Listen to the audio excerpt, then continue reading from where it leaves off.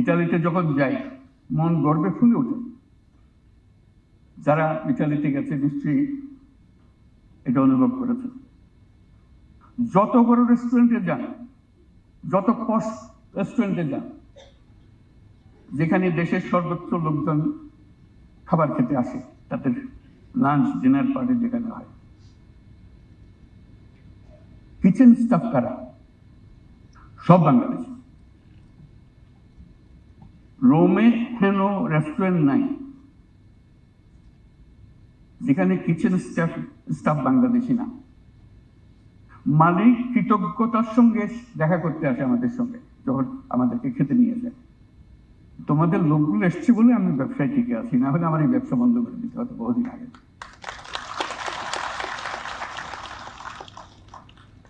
আমাকে সম্মান করে দেশের পক্ষ থেকে, প্রতিষ্ঠানের পক্ষ থেকে বড় বড় রেস্টুরেন্টে নিয়ে যায় ডিনার পার্টির জন্য। বসতে না বসতে দেখে নড়াচড়া শুরু হয়ে গেছে লোকজন। তখন বুঝলাম যে বাংলাদেশি আছে তার মধ্যে, নাহলে এই নড়াচড়া হচ্ছে কেন? একজন আস্তে আস্তে ফিস করে বলে, স্যার খাওয়ার পরে 5টা মিনিট সময় দিয়ে আমাদের। কি ব্যাপার? একটু কিচেনে আসতে হবে।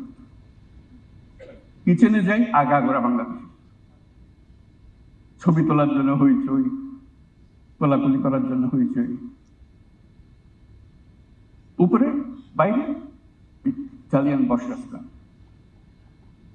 মস্কোর সবচেয়ে বড় ইটালিয়ান রেস্টুরেন্ট, তার স্টাফ হলো, কিচেন স্টাফ হলো সব বাংলাদেশ, এবং সবচেয়ে নাম করা রেস্টুরেন্ট।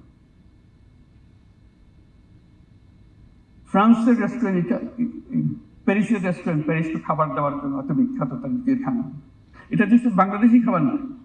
এটা মনে করেন ওরা বাংলাদেশি খাবার খাচ্ছে না, যে দেশের যে খাবার পছন্দ সেই খাবার খাচ্ছে। ইটালিতে ইটালিয়ান খাবার খাচ্ছে, they are the best.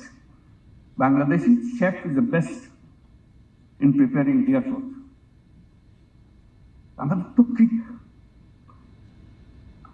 আমাদের স্কিলের তো অভাব নেই, এবং সেটা আমরা এখান থেকে ট্রেনিং দিয়ে দিইনি তারা।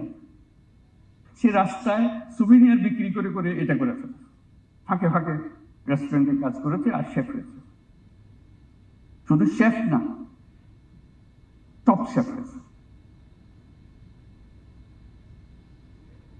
বাংলাদেশি, ইংল্যান্ডের কথা তো বাদই দিলাম, হাজার হাজার বাংলাদেশি রেস্টুরেন্ট, স্কিলের কোনো অভাব নেই, তারা তাৎক্ষণিকভাবে সংগ্রহ করতে পারে।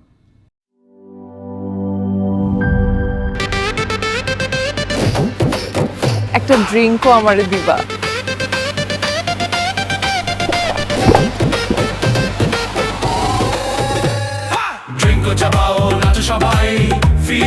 ড্রিঙ্কো হাতে তোমার বিয়ের, হলুদের অথবা রিসেপশনের নাচের ভিডিও #ড্রিঙ্কো দিয়ে শেয়ার করে জিতে নিতে পারো সিঙ্গাপুর হানিমুন ট্রিপ।